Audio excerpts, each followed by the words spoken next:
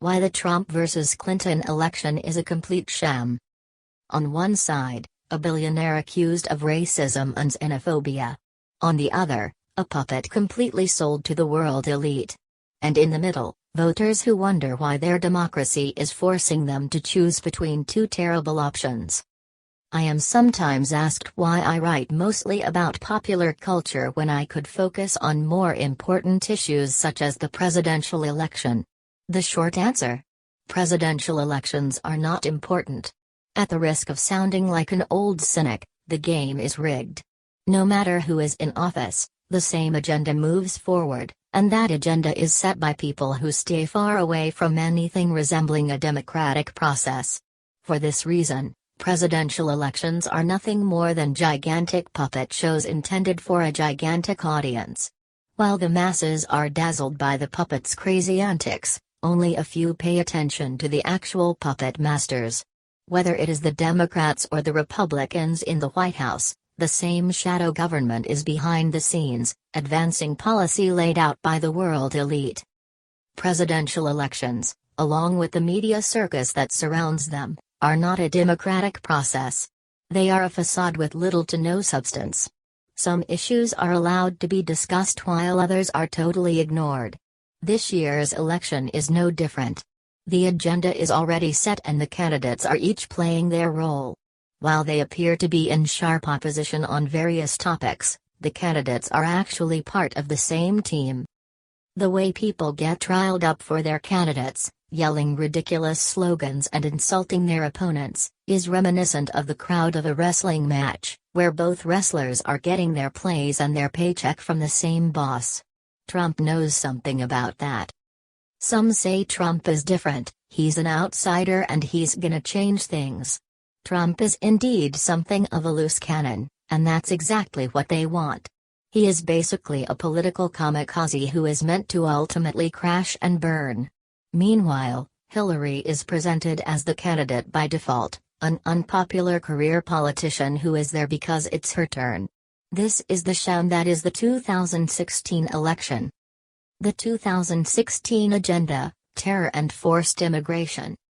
A quick look at the headlines around the world over the past few years reveals a strong recurrent theme: terror and forced immigration. This agenda has been forced onto most Western countries and has been a hot topic in every one of them. This inevitably resulted in fear, tension, division, a perfect cocktail to justify more repression. Indeed, for the past few years the elite's global agenda has been particularly gruesome. First, it allowed the creation of ISIS in order to cause terror, division, and mayhem in the Middle East. Then that terror and violence was exported to the Western world through countless terror attacks. Read my article entitled ISIS, a CIA creation to justify war abroad and repression at home for more information. Meanwhile, a we must accept refugees agenda swept through the Europe and America, resulting in the rapid migration of hundreds of thousands of Syrian refugees affected by the violence. Here's a simple equation: migration plus terror equals fear, anger, tension, and panic. The resulting chaos and uncertainty is exactly the climate they are looking to create. The elite's motto is Ordo Abjau, order out of chaos. With this as their guiding purpose, the elite is intentionally looking to bring chaos to countries in order to justify serious repression. The We Must Accept Refugees movement that took over the West did not spawn spontaneously out of nowhere. It is the result of pressure from an extremely powerful person and organization, George Soros and his Open Society Foundations. George Soros and the Open Society Foundations. In 2015, several Western countries accepted an unprecedented amount of Syrian refugees in a process that was rushed, unpopular, and somewhat improvised. This primarily affected Germany, 100,000 migrants, Sweden, 65,000, United Kingdom, 7,000, and France, 7,000, along with Hungary, Denmark, Canada, and Australia. This concerted effort was pushed from the same source, the Open Society Foundations. And the billionaire behind it all is George Soros, the man who broke the Bank of London. As I wrote in my 2011 article entitled, George Soros, Working for World Government and World Currency. George Soros is a Hungarian-American financier, a prominent member of the world's elite, who is an important actor in the shaping of a new world order. This former member of the board of directors of the Council on Foreign Relations, CFR, has supported and funded numerous organizations and policies enabling globalization. He has funded Obama's campaign and regularly visits the White House to ensure that his policies are being followed. Soros Open Society Foundations, OSF, has been a powerful force pushing mass immigration across the world. In a memo leaked in May 2016, the OSF applauded its influence on world immigration policies. You can read the full memo here. A 9-page memo entitled, Migration Governance and Enforcement, provides insight into how the NGO has influenced immigration policy on a global scale. The current refugee crisis is creating space to reconsider the governance of migration and the international refugee regime, states the report, adding that the group's ambitions include to strengthen norm-setting of immigration and to more effectively protect the rights of migrants. We aim to prevent the violation of migrants' rights by minimizing harsh border controls and decreasing the widespread use of detention and deportation, the OSF report admits. We deliberately avoided the term global governance because there is no single system at the global level for managing migration, states the report prepared by Soros operatives Anna Crowley and Kate Rosen. The leaked memo also makes it clear the NGO views the migrant crisis as an opportunity to expand its globalist agenda. As our aspirations have evolved, our targets have shifted from harm reduction to more proactive solutions-based policy influencing, states the report. The current climate presents new opportunities for reforming migration governance at the global level, whether through the existing multilateral system, or by bringing together a range of actors to think more innovatively. The report also discusses failures to capitalize on opportunities to spur grassroots-level support for migration and funding issues, but says the refugee crisis is opening new opportunities for this. The leaked report also laments the rise of the radical right, and says immigration advocates' traditional arguments are not working. However, the NGO is experimenting with framings and argumentation, both at elite and popular levels. Rather than working out ways to stem the migrant flow, the report instead insists nations including those in Europe and the Mediterranean should accept the current crisis as the new normal and look ahead to long-term planning solutions. There is a need to create more space for reflection, stock-taking and development of mid- and longer-term strategies. The Daily Caller, leaked Soros memo, Refugee Crisis New Normal, gives new opportunities for global influence. Merkel's unpopular open doors policy and similar programs across the world are a direct result of Soros' efforts. Don't be fooled, Soros' organization is not promoting immigration out of compassion.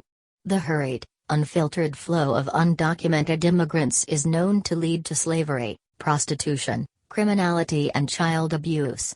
Instead of integrating immigrants in a proper manner, allowing them to become full-fledged naturalized citizens, the current refugee process allows the creation of a second class of citizens that is vulnerable and prone to abuse. While this is happening, horrific terror attacks are occurring across Europe, whether they are false flag operations or not. Naturally, this has caused many people to say, maybe we should be careful about who enters our country. In the United States, Soros foundations have been hard at work facilitating the flow of illegal immigrants from Mexico. A leaked OSF memo from February 2016 even proved that the organization looked to influence the Supreme Court regarding rulings about illegal immigration. Quite predictably, some American citizens are now saying, maybe we should be careful about who enters our country. And Donald Trump is there to champion that movement. However, he is also there to associate that movement with the ugly aura of hatred and racism. Trump and the alt-right. The idea of secure borders and the integration of legal immigrants are real policy issues that should be discussed in a rational and sensible manner.